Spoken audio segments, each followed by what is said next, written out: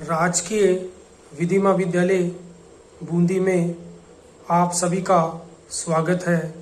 मैं इंद्रचंद कुमावत, सहायक आचार्य, राजकीय विधि महाविद्यालय बूंदी। पिछले वीडियो में हमने औद्योगिक विवाद अधिनियम 1947 के अंतर्गत हड़ताल एवं तालाबंदी के विषय में पढ़ा था। आज का हमारा टॉपिक है हड़ताल एवं तालाबंदी कब वैध या अवैध होती है।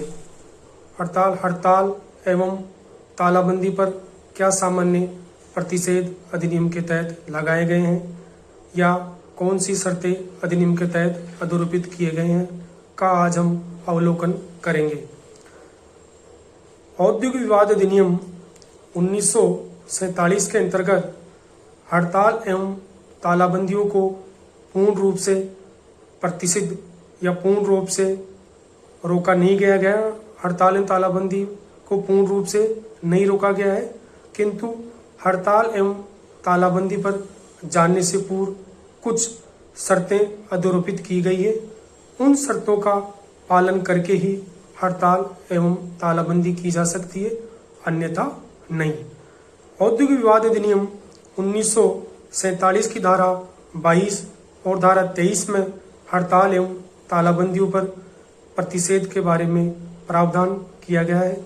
धारा 22 में जनउपयोगी सेवाओं से संबंधित औद्योगिक प्रतिष्ठानों पर हड़ताल पर जाने से पूर्व जो शर्तें अधोरेखित की गई है का उल्लेख किया गया है, तथा धारा 23 में जनउपयोगी तथा गैर जनउपयोगी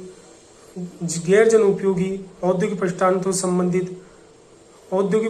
प्रतिष्ठानों से संबंधित हड़ताल एवं तालाबंदियों पर जो प्रतिषेध लगाए गए हैं का उल्लेख किया गया है। सर्वप्रथम हम हड़ताल पर जाने संबंधित शर्तों का अवलोकन करते हैं। श्रमिक हड़ताल पर जाने से पहले किन किन शर्तों का उसमें पालन करना पड़ेगा वह हम देखते हैं। इस संबंध में प्रावधान धारा 22 की उपधारा 1 में किया गया है।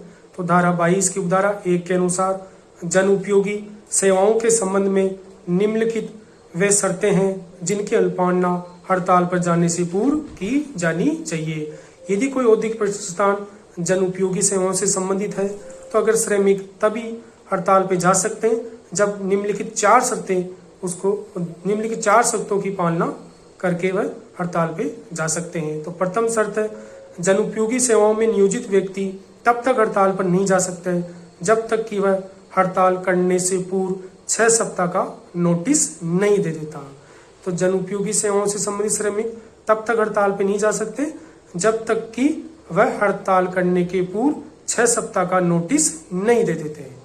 यह नोटिस व्यवसाय संघ अथवा प्रतिनिधित कर्मकारों द्वारा दिया जाएगा। नोटिस नियोजक को या समुचित सरकार को दे सकते हैं।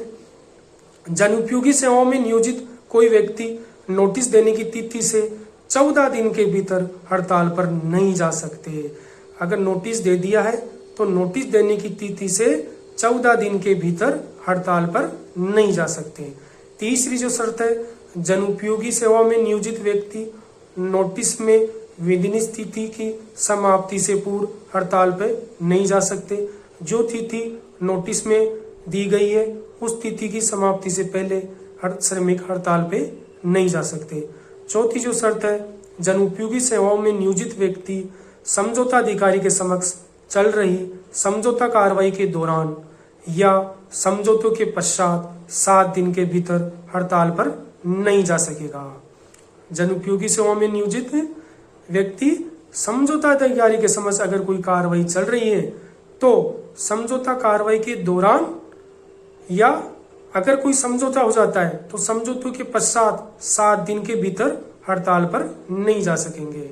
अतः धारा 22 की उपधारा 4 में 4 शर्तें का उल्लेख किया गया है। इन चारों शर्तों का पालन करके श्रमिक हड़ताल पे जा सकते हैं। अगर इन चारों शर्तों का पालन नहीं किया जा सकता तो वह हड़ताल वैध हड़ताल नहीं कहलाती, वह हड़ताल अवैध हड़ताल कहलाएगी। अब हम तालाबंदियों पर जो सामान्य प्रतिषेध लगाए गए हैं उनका अवलोकन करते हैं। तालाबंदियों पर हड़ताल की भांति धारा 22 की उपधारा 2 में प्रतिषेध लगाए गए हैं। तो धारा 22(2) के अनुसार कोई नियोजक जनोपयोगी सेवाओं से संबंधित उद्योग में तब तक तालाबंदी नहीं कर सकता जब तक तालाबंदी करने के पूर्व 6 सप्ताह की नोटिस नहीं दे देता। 6 सप्ताह का नोटिस देना आवश्यक है। 6 सप्ताह के नोटिस दिए बिना वह तालाबंदी नहीं कर सकता। नियोजक उक्त नोटिस की तिथि से 14 दिन के अंतर्गत तालाबंदी नहीं कर सकता। तो नियोजक जो नोटिस दिया है उस नोटिस की तिथि से 14 दिन के अंतर्गत तालाबंदी नहीं कर सकता है।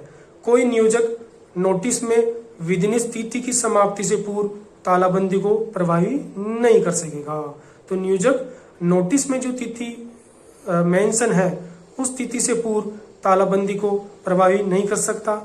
नियोजक ऐसे ही समझौता अधिकारी के समक्ष चल रही समझौता कार्रवाई के दौरान या समझौते के पश्चात 7 दिन के भीतर तालाबंदी नहीं कर सकेगा।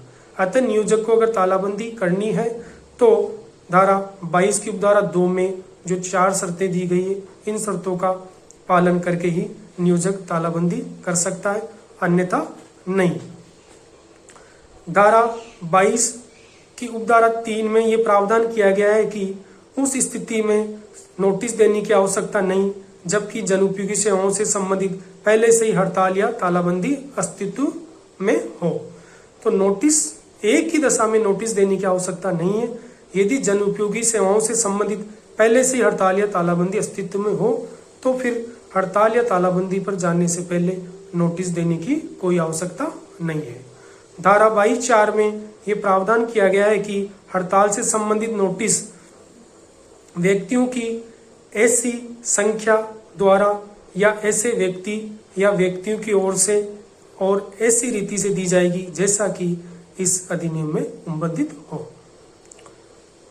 अधिनियम में 14 दिन के नोटिस का प्रावधान इसलिए किया गया है कि नियोजक कर्मचारियों के मांग पत्र पर सोच विचार कर सके एवं समुचित सरकार औद्योगिक विवाद में हस्तक्षेप किया जाकर नियोजक एवं कर्मकारों के बीच में कोई समझौता कराया जा सके। तो 14 दिन के जो नोटिस का दिए जाने का पीछे जो उद्देश्य है वह यह है कि श्रमिक और नियोजक के बीच में कोई समझौता हो जाए, इस कारण से तालाबंदी या हड़ताल नहीं करनी पड़े, इसलिए 14 दिन के नोटिस का प्रावधान किया गया है।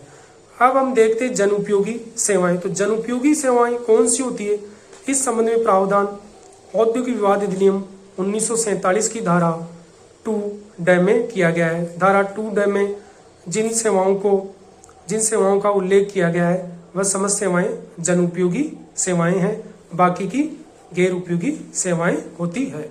अब हम हड़ताल एवं तालाबंदियों पर धारा 23 के तहत जो सामान्य प्रतिषेध लगाए हैं उनका अवलोकन करते हैं।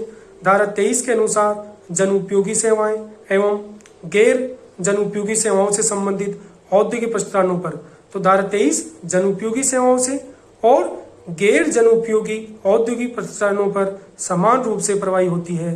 कर्मकारों द्वारा संविदा भंग के फलस्वरूप हड़ताल किया जाना और नियोजक द्वारा तालाबंदी किया जाना निम्न भांति प्रतिबंधित की गई है। तो क्या क्या प्रतिबंध लगाए गए? नंबर 1, समझौता बोर्ड के समक्ष संचालित समझौता कार्रवाई की अवधि में और ऐसी कार्रवाई के संपन्न हो जाने के 7 दिन के बाद तक। तो समझौता अधिकारी के समक्ष अगर कोई समझौता कार्रवाई चल रही है तो उस कार्रवाई की अवधि में और ऐसी कार्रवाई के संपन्न हो जाने मतलब समाप्त हो जाने के 7 दिन के बाद तक, 7 दिन के बाद ही हड़ताल या तालाबंदी की जा सकती है, अन्यथा नहीं। नेक्स्ट जो इस पे प्रतिबंध अधिरूपित किया गया है, श्रम न्यायालय, औद्योगिक अधिकरण या राष्ट्रीय अधिकरण के समक्ष संचालित किसी कार्रवाई की अवधि में अगर श्रम न्यायालय या औद्योगिक अधिकरण या राष्ट्रीय अधिकरण के समक्ष संचालित किसी कार्रवाई की अवधि में अगर इनके समक्ष कोई कार्रवाई संचालित है उस संचालित अवधि में और ऐसी कार्रवाई के संपन्न होने के 2 माह की अवधि तक हड़ताल और तालाबंदी नहीं की जा सकती। इसी प्रकार आर्बिट्रेटर के समक्ष संचालित कार्रवाई की अवधि में और ऐसी कार्रवाई के संपन्न हो जाने के 2 माह की अवधि तक हड़ताल या तालाबंदी नहीं की जा सकती। अगर कोई कार्रवाई मध्यस्थ के सम्मत लंबित है तो कार्रवाई की लंबित रहने के दौरान और कार्रवाई संपन्न होने के 2 माह की अवधि तक हड़ताल या तालाबंदी नहीं की जा सकती। नेक्स्ट जो इस पर प्रतिबंध लगाया गया है, निपटारे या पंचांग के प्रवर्तन की कालावधि के दौरान, निपटारे या पंचांग के प्रवर्तन की कालावधि के दौरान भी हड़ताल और तालाबंदी नहीं की जा सकती, इसके उपरांत की जा सकती है।